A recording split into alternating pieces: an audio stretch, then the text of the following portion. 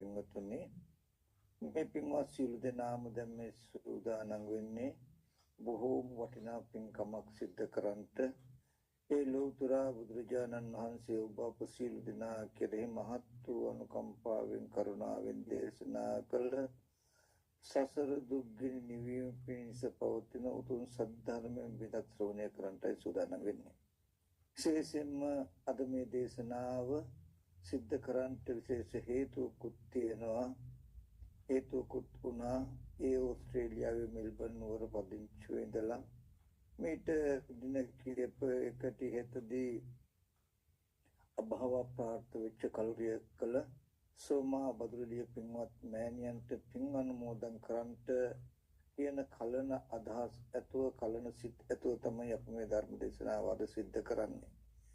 ඒ බඳු කලන සිත් කලන අදහස් ඇතුවයි මේ පින්වතුන් අද දවසේදී මේ ධර්ම දේශනාව ශ්‍රවණය කරන්නේ. ඉතින් අපි බලාපොරොත්තු වෙන අර්ථය සාර්ථකව සිද්ධ කරන්නට නම් අපි ඒ සත්‍යාව ඊටමත් හොඳින් සිද්ධ කට යුතුයි. ඒ නිසා අපේ බලාපොරොත්තු මේ පින්වත් මෑණියන්ට බොහෝ වටිනා කුසලයක් සිද්ධ කළ දීම නම් ඉතින් ඒ සඳහා වටිනා කුසල ධර්මයක් සිද්ධ කිරීම සඳහා ඊටමත් වුණාවෙන් ඕනෑකම මේ දේශනාව හැමදාම ශ්‍රවණය කරන්නට කියලා මතක් කරනවා. ඒකම මතක් කරන්නට ඕනේ අපේ පින්වත් සෝම බදුලිය මෑණියෝ වෙනුවෙන් එතුමියට පින් පිණිස අද මේ දේශනාව අපි පවත්වන්නට යෙදෙන්නේ. නමුත්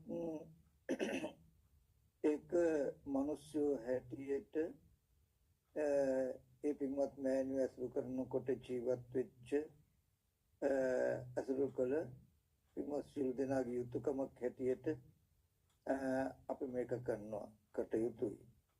නමුත් මගේ පෞද්ගලික අදහස අපි කාගෙන්වත් පින් අරගෙන අපහසුවපත් වෙන්න ඕනේ වගේ වටපිටාවක නෙමෙයි අපි පින්වත් මෑණියෝ හිටියේ. එතුමියට අවශ්‍ය මාර්ග උපකරණ සියල්ල එතුමිය සකස් කරගත්තා කියලා මට හිතෙන්නේ. ඇත්තටම වර්තමාන සමාජය දිහා ගත්තාම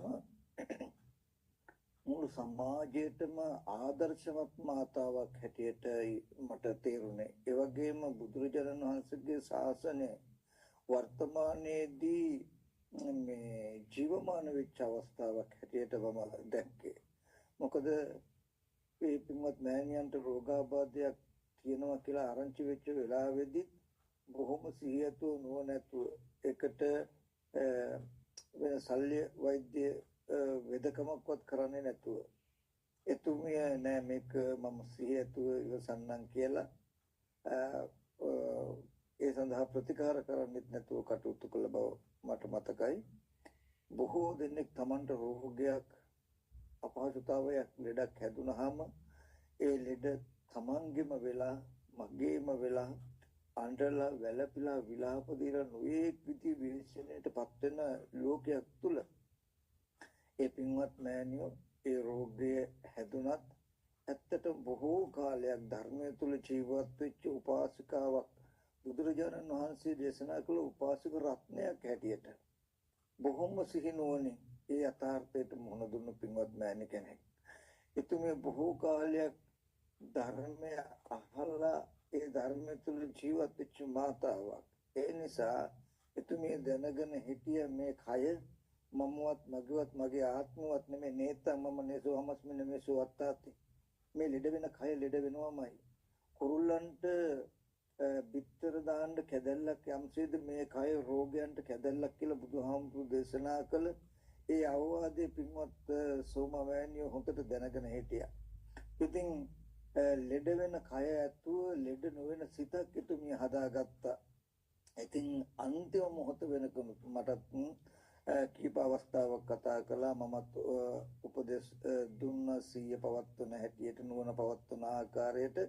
ඉතින් අන්තිම මොහොත වෙනකන් අඬන්නේ වැළපෙන්නේ නැතුව ඒ රෝගේ තමන්ගේ කරගෙන දුක් වෙන්නේ නැතුව ලෙඩ වෙන කය ලෙඩ වෙනවා විපරිණාම වෙන දේ විපරිණාම වෙනවා, නැසෙන දේ නැසෙනවා, බිඳෙන දේ බිඳෙනවා කියන බොහෝම වටිනා සිහිනුවණක් ඇතුව ඒ යථාර්ථයට මුහුණ දුන්නු මුළු සමාජයටම මුළු ලෝකෙටම ආදර්ශමත් පින්වත් මාතාවක් හැටියට මම මෙතෙන්දී විශේෂයෙන්ම ඒ පින්වත් මෑණියෝ ගැන සිහිපත් කරන්න ඕනේ.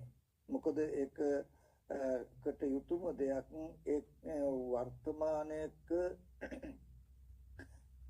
කොච්චර බණ ඇහුවත් ලෙඩක් දුකක් කරදරයක් කිව්වහම ඒක තමන්ගෙම වෙලා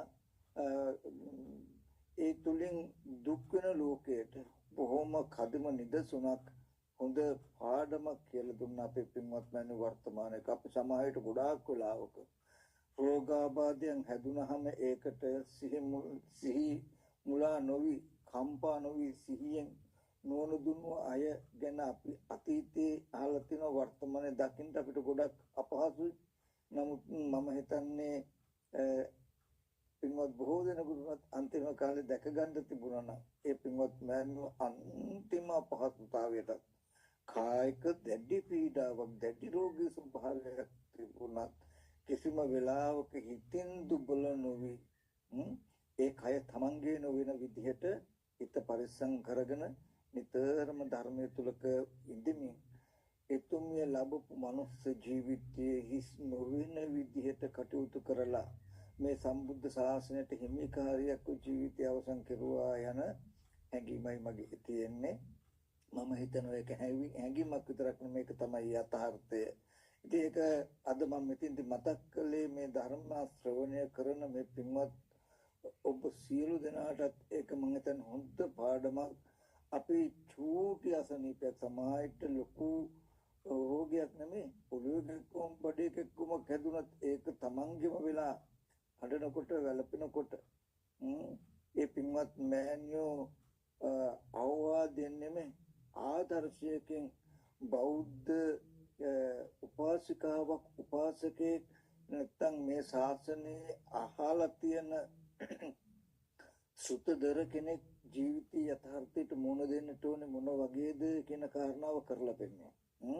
ඉතින් මම හිතන්නේ ඒකම මේ සමාජයට ආදර්ශමත් වෙන විදිහට මේ වගේ දහම් කතාවක් නිර්මාණය කරලා දුන්නු එකම මේ පින්වත් මෑණියන්ට මහා වටිනා කුසලයක් වෙයි.